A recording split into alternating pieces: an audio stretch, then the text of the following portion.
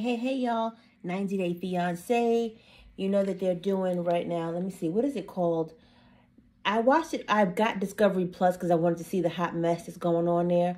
But what I'm reviewing today and going forward will be what is it called? Sorry, 90 Days Fiancé Happily Ever After. And it goes over the couples and where they are, I guess, now with the coronavirus, yada, yada, yada. So I'm going to get right into it as I always do. This is, let me see. Is this episode 1? I don't know. Is this? Yeah, I guess season 6, episode 1. Here we go. Angela and Michael. Her mom passed. Rest in peace to Miss Angela's mom. I don't remember her name. And it's coronavirus. So Angela's really upset because she wishes Michael was there to be with her and help with the kids and, you know, her daughter. And it's a lot to go through alone. Not that she's alone with her daughter, but, you know, death is hard. And you need all the support you can get. And video sometimes ain't it. But we know with coronavirus, they shut stuff down. You couldn't fly in, fly out, yada, yada, yada, boom. And then she was saying she gained all this weight. She can't believe how much she weighs. And I'm like, girl, I know. I just came from the gym, as you can see. Coronavirus has gotten you to cook, bake, eat, lay down, eat, sleep, lay down, eat. And everybody has gained weight during coronavirus. And then some. So she wants to go to California to get this gastric sleeve. And I'm like, ooh, why California? But then I said, oh, wait a minute. Because somebody paying for that. Somebody said to her, we'll pay for you if you come out to California. And then you can promote us on your show.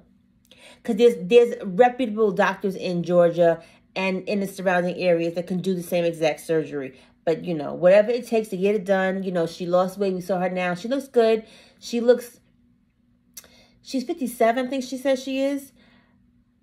She was a big girl. I'm a big girl. And I understand when you lose weight, your skin draws in, your skin sags, your arms. Like, it's going to be a lot of tucking and pulling for her because it's now hanging on her. And it makes her look old, turkey neck-ish, kind of like. And I get it. Like, I got a turkey neck, and I even had a surgery. Like, she going to have to do a lot of this. A lot. And a lot of that. Like, it's going to be a lot for her. But I'm happy she's doing it to get back to where she needs to be. And it's not easy, as she said in many, many videos. And she can't smoke anymore. Angela says she has smoked for 40 years. So she can't just put it down. But we know when you go to surgery and medications, smoking makes everything a higher risk. I hope that she really sticks with it because she smoked 2 cigarettes before she got to California. And the doctor asked her, did you smoke? She was like, no. You lying to the doctor is not going to help. It's going to hinder your surgery and maybe any outcomes that they may not predict because you didn't tell the truth. So I hope, well, clearly it went well because we see her now. Michael did not want her to have the surgery. He's worried about her, you know, getting sick. He's not there to help her. It's just a lot of risk with any surgery you get, even if it's routine or not.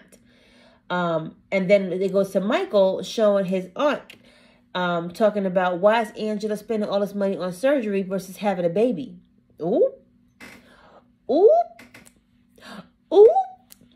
She said it. I mean, you know, it is what it is. They were supposed to have a baby. Now you want to get this gastric sleeve to make your stomach smaller. What does that mean for a baby? I mean, I know your stomach and the baby isn't carried in your stomach, but at the same time, you gain weight. And I know from another show that I watched, it's not helpful for you to get pregnant immediately after surgery or even a couple years down the line because it can do something to your organs with the surgery you had. So is she still going to have the baby? I don't know. Can she still have the baby? Probably, but it's risky. Michael thinks she's having a surgery so she can get another man. And I'm like, Michael. But you know, Natalie and Mike, they're still together. I don't know how they're still together. On the couch, they're sitting on the couch at Mike's house. Michael's over here. Natalie's over here. Like, y'all never together.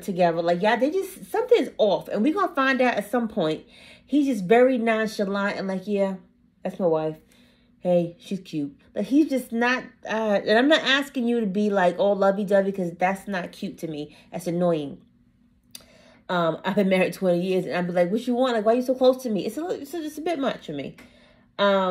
He doesn't wear a ring. And Natalie's like, she bought a $3 wedding band and she wants him to wear the same. She can't afford a lot, but she wants him to wear a ring to symbolize their love. Because we know Natalie is like a whole ball of love and affection, and she just wants to be in a relationship, and she wants love to be love. Oh, excuse me, allergies killing me. And like a fairy tale.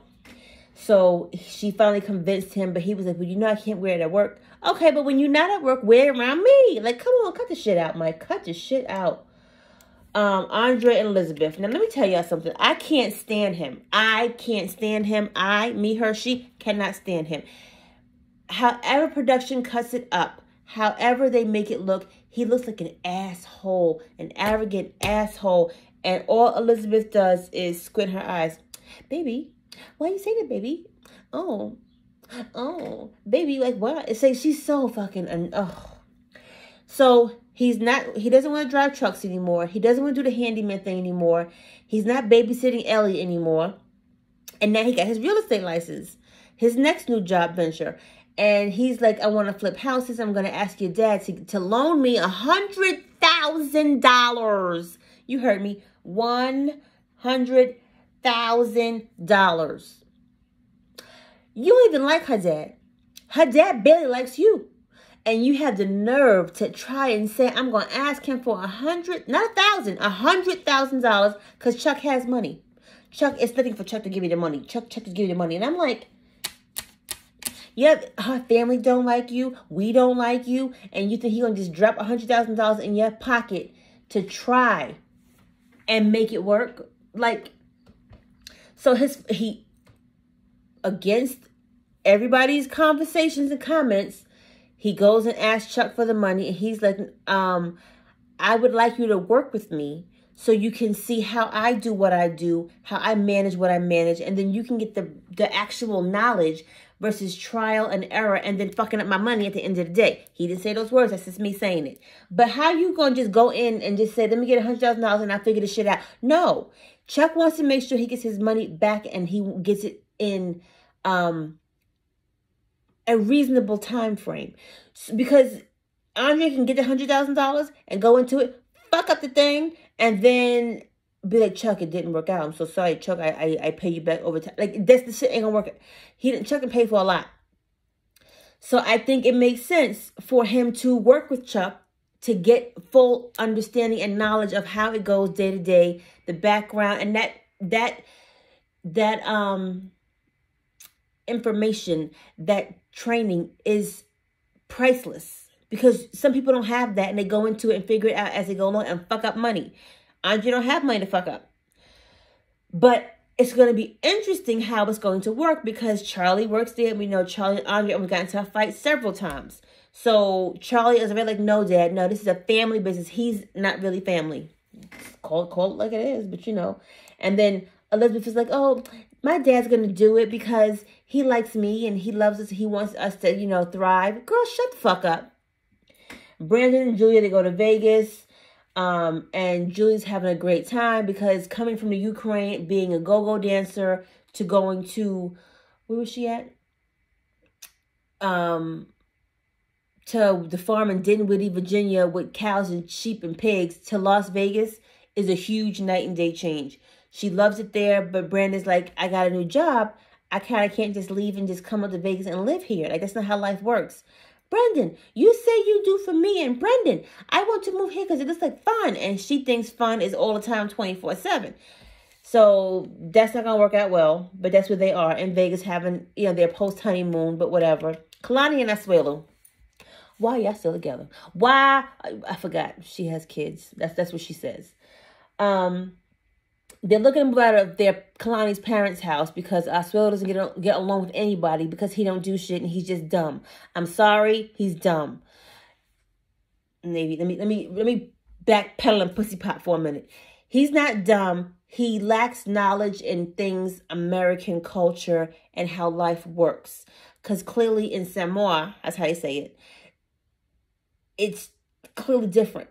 He doesn't get the concept of money and what costs what and how much this is. He doesn't get that. And I don't know why. He's been over there 3 or 4 years and he still don't get driving Uber, don't pay a mortgage. and take care of kids and your wife who don't work, and the light bill, the electric bill. Like, Uber doesn't pay your light bill. Uber doesn't pay the water bill. Uber doesn't get you groceries in the house. Uber doesn't pay the mortgage. Uber doesn't pay car insurance. Like, Uber don't do it all unless you are driving all day, every day, 24/7, which he is not. So Kalani's like, well, maybe if we get a house and get out of my parents' house and people who have feedback and conversation and how to get irritated with us, that maybe they will, I guess she said buying a house will save their marriage. Bitch, where? Buying a house will cause more problems because there are more things to do in the house and in the home.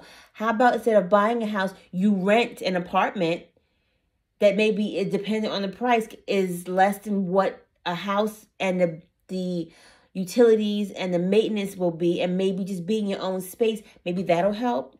But buying a home, and the guy was like, oh, the house is $300,000. She don't work. He do Uber. That's not enough for you to get a house. And they show Asuelu in the bedroom that is staged, jumping on the bed with the children like he is 5 years old. And Kalani is like, oh, baby, you can't do that. This is not our house. And he's like, Kalani, let's get the house. I like the house. Yay, boy, I like the house. And the guy, the real estate agent, is like, what the fuck is going on here? This is your husband jumping on a fucking bed? Okay, I'm getting warm under my armpits. Let me just stop. But anyway, yeah. So that's all I got. We're going to see what happens next week. I watched the 90-Day Fiancé Plus, so things that I've mentioned may not have been in the episode 6, season 1 of Happily Ever After, but just get into it, y'all. Watch it, like, comment, and subscribe.